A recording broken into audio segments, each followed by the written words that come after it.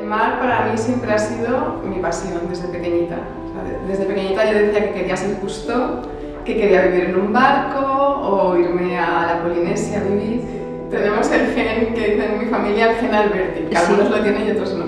Que es que no podemos vivir sin el mar. Entonces quería hacer oceanografía, pero no me pude ir a Canarias y al final decidí estudiar agrónomos. Realmente tampoco he trabajado de agrónomo porque por circunstancias de la vida pues, me he dedicado a hacer copias de manuscritos para coleccionistas. He estado con códices pues, de Juana I de Castilla, de Carlos V, una Biblia del siglo V, la más antigua latina del mundo. Pero de ahí a crear estas obras de arte que le estás vendiendo a gente muy importante en la ciudad. Sí, bueno, porque llevaba 20 años trabajando en el mundo editorial y estaba muy cansada. Conocí al que es mi actual marido y me animó a hacer lo que siempre me había gustado, que es el arte relacionado con el mar.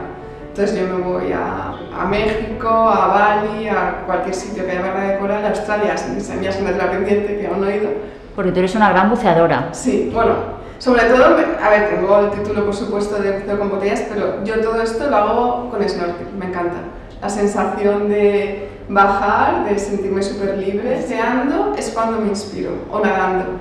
Entonces yo me pongo a bucear y me encanta ver exposiciones porque me encanta el mundo del arte.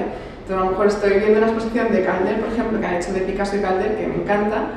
Y entonces de repente pues, me imagino una de Calder, pero en vez de con sus estructuras, con corales, eso siempre buceando. Y has tenido también mucho éxito con un bolso precioso. Sí. Cuéntanos, ¿cómo fue eso? Pues me invitaron a una fiesta en la Embajada de Italia, en Madrid, y era una fiesta sumum, que era como del lujo, me dijeron. Entonces yo quería llevar algo que supieran que yo hacía obras de arte marinas, y que tuviera algo que ver con el lujo. Entonces se me ocurrió, cogí un cesto hecho artesanalmente de mimbre, erizos de mar y los pinté de color oro, con una pintura de oro que además era una pintura que tiene partículas de oro para que quede como más bien. Y tuvo un éxito impresionante. Sí. Sí, entonces ya me sacaron en muchísimos medios de comunicación, hice un montón de entrevistas porque fue, de hecho hice una edición limitada de solo 50, porque siempre intento, mis obras son únicas, las hago todas por encargo y para que nadie tenga la misma obra, o sea, me gusta que sea único. ¿Y cuál es tu próximo proyecto, Ana? Tengo muchísimos en marcha. Uno que me hace mucha ilusión, que aún no puedo contar, para trabajar muy lejos, tipo en la Polinesia. Sí. Sí. Bueno, no irme allí a vivir, pero para hacer allí bastantes cosas que espero que salga porque ese me hace muchísima ilusión, porque veo mis obras ahí que encajan perfectamente. Increíble. Sí. Y luego aquí también tengo algunos proyectos bonitos, pero claro, es que como son todo por encargo y justamente estos son personas, o sea, es para sitios públicos que no puedo contar aún. Bueno, entonces pues avísanos cuando estén. Cuando esté, desde luego que os aviso. Okay. Bueno, sí que tengo un proyecto, el de Calder, de los corales, que ese lo voy a hacer porque estoy trabajando con una persona para intentar concienciar a la gente de salvar el mar.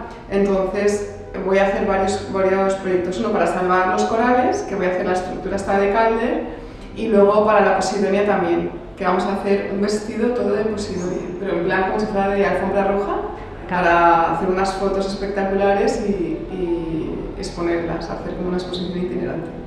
Algunas veces he encontrado cosas muertas que pues, las he utilizado, también ahora estoy haciendo más con elementos de cerámica, porque claro, cada vez hay menos elementos marinos que se puedan utilizar, porque es normal, estamos destrozando el mar y entonces hay que intentar recuperarlo. También mucho reciclado, por ejemplo, aquí queda Costa Lisa Negra, he hecho un cuadro de 2 metros con centollos que lo he reutilizado de la gente que los ha comido y ha quedado precioso. O sea que hay que intentar reinventarse y la verdad es que estoy contentísima.